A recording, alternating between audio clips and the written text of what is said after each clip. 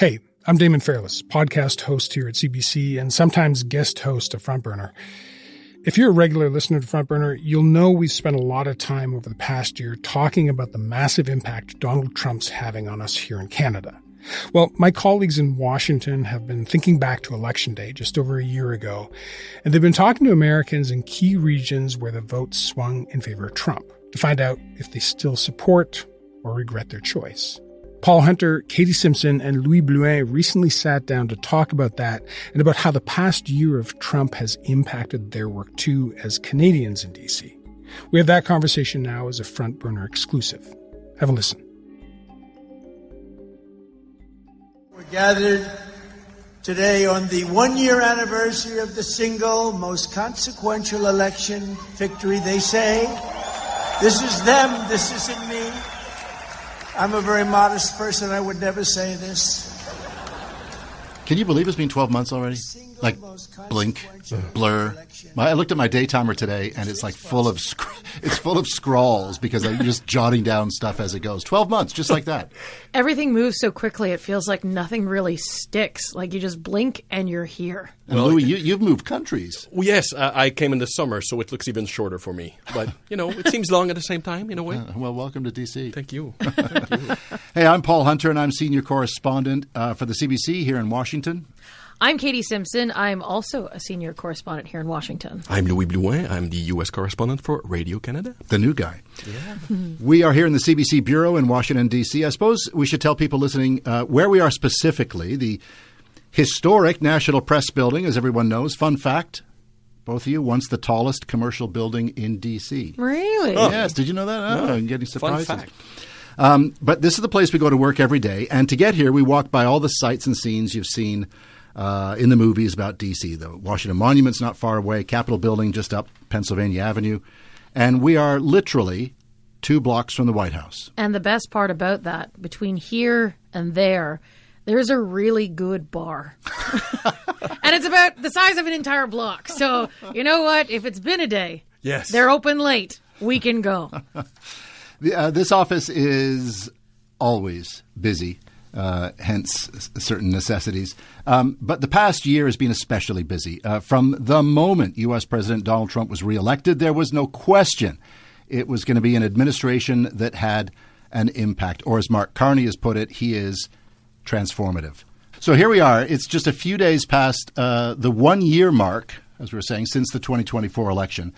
And so it's time to talk a little bit about how America has changed and how our relationship, Canada's relationship with this country has changed, and give everyone a sense of what we're hearing from people who live and work not only here in Washington, but also across the country. I was in Los Angeles, I guess early in the summer, late spring, when the National Guard, the first wave, I guess, moved in. Katie, you were in Texas the other day, right? Mm-hmm. And Louis, where were you? North Carolina? North Carolina, yep. Speaking with people. Mm-hmm. So I want to hear about, more about both of your trips in a second. But let's start by going back a year. Katie, deep breath. It's almost hard to imagine it now, but take us back into the headspace that the world was in as the election campaign wrapped up last November. There was a time, a long, long time ago, on a planet so far away, when people thought Joe Biden had a shot at re-election. That's, I guess, where we sort of have to start. And there had been so much pressure sort of building around his campaign because there had been questions about his health, his mental health, and sort of fitness for duty. And it all everything changed the night that Joe Biden decided to debate Donald Trump at CNN. I was there in Atlanta, and all of us watched as it unfolded, and it was this disastrous performance. And I'll never forget sitting in this huge arena at these tables that are all set up, and everyone was just silent because I don't think anyone realized, just how bad things were in terms of Joe Biden's ability to participate in something like this. And from there, it was the wheels were off the bus. Biden was going to be out within a matter of 3 weeks. Kamala Harris was going to be, ushered right on in, running that campaign to the end. There was a bit of a surge in Democratic support, some new hope. But then, of course, we saw fell apart. What happened, Donald Trump picking up every single swing state. And not to mention, in the middle of all that, just in the lead up to the election, that Trump was shot at, and the fight, and there were multiple points where you could say everything changed. That was a movie. It was incredible. But there we were on election night, and it was unlike 2016. My recollection of 2016 was everybody knew how it was going to end, and that was Hillary Clinton was going to win, right? And then came the what on earth has just happened? A year ago now, it was kind of, it could go either way was, I think, the general thinking. But it didn't, obviously. Louis, you were watching from Ottawa that night as Radio Canada's parliamentary bureau chief. What were the expectations then for the Canadian government as it waited to see who would be the next president? Everybody was holding their breath for sure. And I remember the next day in Parliament, in the corridors of Parliament, and I remember the shock on the ministers of this Liberal government who were trying in the scrums to say, no, everything is all right. We've been through this before and we have the experience. We know we're going to have to negotiate, or revise this trade deal next year. But everybody was trying to play it cool. But you saw in their face that they were just saying, oh, my God, here we go again. And we could feel that shock for like a whole week in Ottawa. And you know what? Since then, we got the 51st state. So this feeling that emerged the day after the election is still very present. But since we're looking at this snapshot in time, let's talk about the mood here and now, a year after that night. Louis, you just got back from North Carolina. Yeah.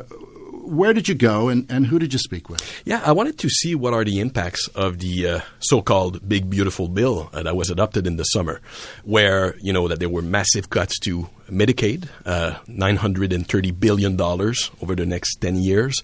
There's also restricting on the conditions to get access to the SNAP program, the food stamps here in the U.S. These are like very crucial programs for people who don't have a lot of revenue.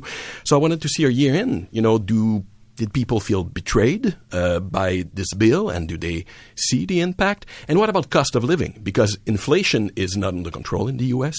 There's big pressure. And I met this family in Raleigh, North Carolina, the Arondo family. And I spoke with the mother, who was a teacher. She's a Democrat, and she was very angry. And she explained to me how they feel the pinch right now, like big time. She's a teacher. She doesn't get a paycheck in the summer. And they have to delay payments during the summer that they had to make on their house. And I asked her, do you think they're going to pay a price? Should they be afraid, the Republicans, if we're looking at the midterms next year? She's a Republican or she's a Democrat? She's a Democrat. Okay. Yeah. I know that they're afraid of the midterms. And so... Should they? Yeah, they should be, because people are pissed. I mean, if you're not outraged, you're not paying attention. And I think, a lot of people are tuning out because it's a dumpster fire every day, and it keeps growing. You can use a word if you want. It's a shit show. So that's a colorful way of putting it. But, people that I met, there's some people who were really pissed about what's happening. And in North Carolina, there's going to be a very tight Senate race there, and cost of living might be central to the issues. I also went to Western North Carolina, where I met a family doctor, Dr. Shannon Dowler. She was in charge of expanding program of Medicaid in the state a few years ago. And now she's just worried that Medicaid cuts will maybe put this expansion in danger. Like, it's more than 600,000 people who could lose their coverage in the state. So she's very worried. And then again, I asked her, do you think the Republicans could pay the price? And she's not sure about it. I'm really afraid they're not. I'm afraid that the misinformation that is so abundant and circulating everywhere is going to keep people from really understanding what's happening. I think also people just have sort of fixed false beliefs about the way the world is. This belief that people are taking advantage of the system and sitting at home and eating bonbons instead of working, and so they're on public assistance.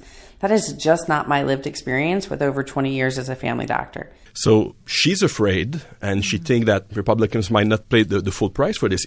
Yeah, so we'll see what the impact is. And I spoke with some Republican voters while I was there, and I asked about the Medicaid cuts. And a lot of them were just repeating the lines that we heard from the Oval Office, from the president, saying, we need to cut waste, fraud, and abuse. I've heard a lot of that in this program. I've met, not in this cycle, but I have met with Republican voters in eastern Kentucky, not too far from where you were.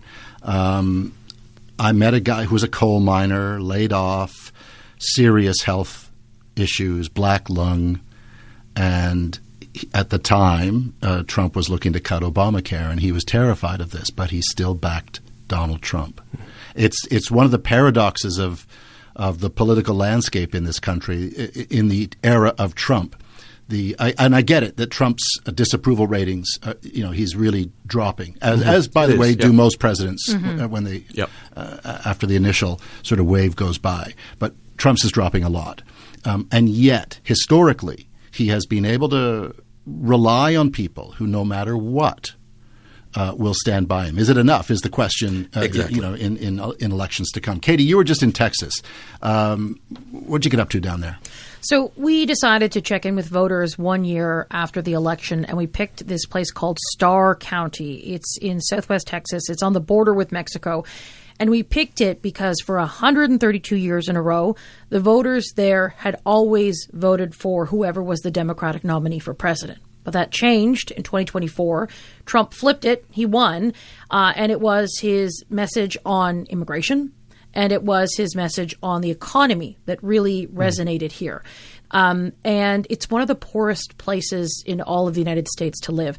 It's the median income. It can go anywhere from about $35,000 a year to about $38,000 a year. There are some real challenges in finding good jobs. Immigration has helped grow this community a significant amount. More than 90% of the people who live there are Hispanic. And so it sort of illustrated some of the bigger, broader trend lines we saw in the last election. And that's why we decided to go there. We spoke with the mayor of one of the towns called Roma. His name is Mayor Jamie Escobar. And he voted for Trump. He's actually a split voter. And this is something that we noticed. He voted for Democrats at lower level offices, but voted for Trump. And he talked about his city hall office is next to this historic plaza, which is right on the Rio Grande River. And he talked about how frequently he would see people. They would either come across in like a little raft and come up and surrender to Border Patrol, which is one way to formally start the asylum-seeking process. Surrender, exactly. Yeah, surrender. Yeah, here we you are. Come across and surrender and seek asylum and start that process. Other times, he said he would see people crossing and then making a run for it. Neither was necessarily unusual in terms of it could go either way. And he described to us how that has changed in the months since Donald Trump came into office. Since Donald Trump has become president, we haven't seen the same type of situations. We don't see illegal crossings. Like I mentioned, they could be happening. They just don't happen here like we used to see them here in this area. How does that make you feel? I think that for the citizens here in Roma, it makes them feel secure. A lot of the neighbors were concerned that maybe people would be breaking in. They were concerned that sometimes the migrants, even though they're well-intentioned, a lot of them are, they just want to come for a better life. They were in fear that maybe they would be their homes would be broken into, or just they're not used to so much traffic. So it was now I feel like they feel a lot more secure. So he described the difference as like night and day. According to Customs and Border Patrol, crossings illegally into the U.S. are at a 55-year low. During the peak of the immigration crisis under the Biden administration, it was like 5,000 people a day that were being stopped. Now it's down to about 230 or so people a day. So the numbers have changed. People are not showing up on the southern border like they had been in the past. And so when we talk to Trump voters about it, there was a lot of satisfaction on that. Like, has your life gotten any better since Trump? I feel it has. It has. I feel it more at ease. I think that something's happening. What do you think about some of the stuff Donald Trump says and does about immigration? I used to be an immigration officer, so I think he's doing great. What do you like about the changes he's brought in? I love everything. Everything. So there is support for that aspect of Trump's agenda. The one place where we did find some sort of common ground between Democrats and Republicans, and Louis, you touched on it as well, it's the affordability issue. We talked to people that are having a really hard time buying groceries. I spoke with one woman who said she tries to go grocery shopping once every month or once every 2 months if she can stretch it out. Grocery prices are not down despite what Donald Trump has said. And there has been some changes on some key issues like eggs. The price of eggs, they've stabilized. The price of gas has stabilized, but overall, people are not finding life is any easier in this moment. Those concerns about how am I going to feed my family, how am I going to pay my rent, or how am I going to pay a mortgage, that is front and center. And, when we look at the elections, the local elections that happened this week in New York, in New Jersey, in Virginia, cost of living was central. And, and the Democrat candidates who won played that card very well, as Zoran Mamdani articulated his whole program on it, and it seems that it paid off. While the president these days is talking about, demolition, a ballroom. He's throwing a Great Gatsby party for Halloween the day before the food stamp will stop. So there's a risk for him, I think, at this moment to appear disconnected from voters. Yeah, and just to clarify what we're talking about for everybody, there were 3 elections in this country this week, the mayoral race in New York City that Louis was referencing, also the election of 2 governors, both Democrat, in New Jersey and Virginia. I think it's fair to say Democrats feel pretty good about those elections this week, and even if Donald Trump wouldn't say so, a lot of Republicans has given them pause. I think the stories that both of you tell are a reminder, though. I think a lot of people think there's one single thing that is going to turn and just watch that thing. But in fact, it's a mosaic. Mm-hmm. Different people in different parts of the country, city, rural, different issues matter to different people. I mean, Texas is I'll come back to the elections this week, but just pick up on what you're talking about, Texas. That has been this place that Democrats have long had their eye on. Mm-hmm. Surely this is the time, right? But the next presidential is still a long way away, and memory can be short. And so if come back to inflation, that gets under. He's got a long time to get that under control. Katie, you were watching the elections this week. What did you think about? Yeah, so I think the mayoral race in New York City is obviously the one to watch because Mamdani is a transformative figure when it comes to politics in America at a time when the Democrats do not have any sort of clear leadership.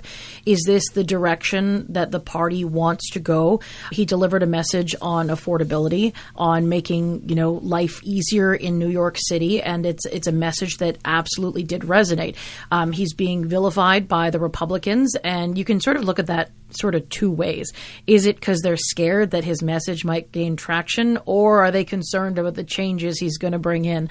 I think watching him going forward is going to be certainly, if he is successful in making life more affordable in New York City and he remains popular, are we going to see Democrats sort of hitch their wagon to him? The other thing that stands out to me as well, and this is more of a sort of Washington, D.C. kind of thing, is the election in Virginia and the way that there was Democratic surges. And it's likely because so many federal government employees lost their jobs. DOJ came in and has sort of been a wrecking ball to the federal public service. And if you didn't lose your job, chances are you were treated very, very poorly. And, morale is not great in this moment. You don't know whether your job is going to stick around. You're not worried you might lose your job if you haven't. Yeah. Exactly. And now the federal government is shut down. Everything is sort of, if you are in that space where, federal government jobs generally are considered very stable, very good jobs. And all these people in the suburbs around Washington, D.C. who contribute to the federal public service getting doged, it did not go well for Republicans. I know that that's just one very specific local sort of thing, but it played out that way. But this week, Donald Trump was saying, we lost because I wasn't on the ballot. But you know what? He was on the ballot, I find. You mentioned the cuts, but also in New Jersey, there's this big infrastructure project between New Jersey and New York that he canceled the funding. And the Democratic candidate just played big time on it, and it served her well. So that's where, it was a bit about Trump, too, this week. On every ballot, he was right there between the lines. Yes. Mm-hmm. Right? Absolutely. the Dodgers beat the Blue Jays, right? So we're not going to talk about that, but we will draw Canada into this. Look, each of us has at different times covered Parliament Hill. You two more recently than me. But we all know Canadians who are here working the Canada file vis-a-vis the White House and Capitol Hill. To both of you now, I mean, let's characterize how the U.S.-Canada relationship has changed from the time you were on the Hill. Louis, you were there most recently. It's been just a short time for you here. Yeah. Well, for me, it's the contrast between, when they were able in the first Trump mandate to negotiate and have this plane land on the NAFTA renegotiation at the time. But then here we go, Chapter 2, second round. And we're just going through this kind of trade nightmare again. And it's like we didn't move. We didn't advance. And there's kind of a feeling of déjà vu for me when I look at what's happening. It's so unprecedented. And, there's nothing you can really control with the president in those negotiations. So at some point, I wonder where this plane is going to land. We thought it landed, but, it didn't. What I've been told, and I've reported on this across various CBC platforms, is every sort of signal I get from everyone who's actually involved in what's going on is that during Trump 1.0, when Canadian officials were negotiating with their counterparts, so say it was Chrystia Freeland was dealing with U.S. Trade Representative Robert Lighthizer. If the two of them came to an agreement and Robert Lighthizer had signed off on it, you could guarantee, okay, this is good, excellent, off to the White House, Donald Trump's going to approve it, and on we go. That is completely out the window now. Also, Canada found people who were allies during the Trump administration, nodding to Jared Kushner about how much he helped advance Canadian issues, saying the Canadians would get a call, Trump's in a good mood right now. Now might be the time to sort of make an approach and maybe make an inquiry about this. And they had help along the way to get to sort of a landing zone because there were people around the president who A, had influence and B, saw the value in the Canada-U.S. relationship. We're now in a time where different members of the Trump administration have different ideas about what should be going. And if Canadian officials are talking to an American official, whether it's Howard Lutnick or Jameson Greer, who's a new U.S. trade representative, or if it's even Scott Bessent, whoever it is they're talking with, they all go in and make pitches to the president and nothing is guaranteed. And they're not finding that they have the same kind of allies around the table that Canada had previously. They're looking for a handle, right? And I think they don't have it. And I was told it was even raised, does Carney play golf? Really?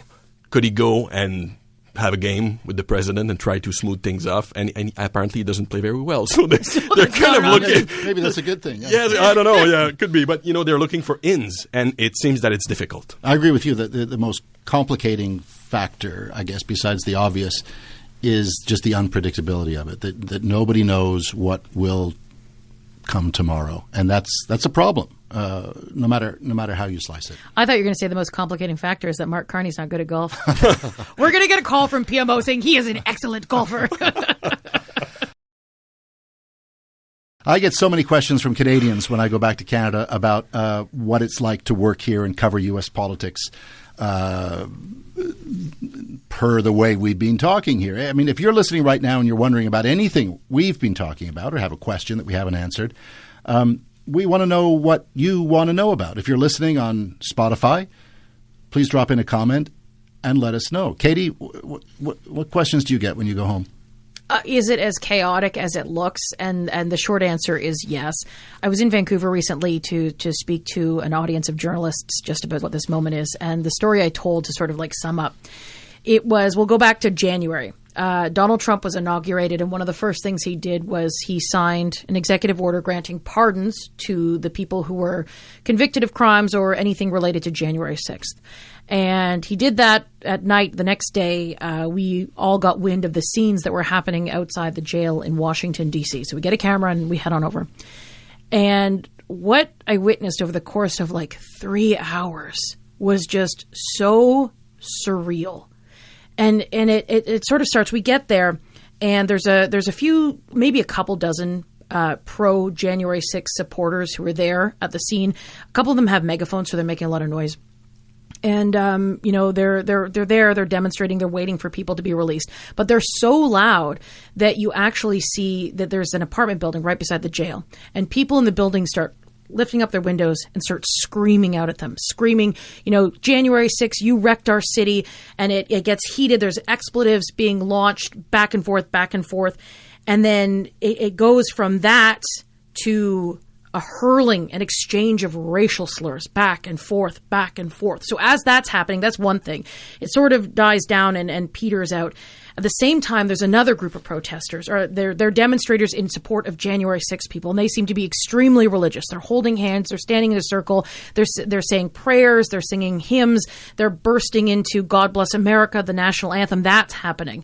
And at the same time, who walks in next but the Proud Boys, ready to welcome anyone from their group that had been incarcerated as a result of January 6. So they're there.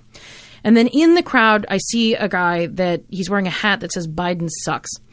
And there are a lot of journalists sort of around him. But what stands out to him about me is I can see his shoes.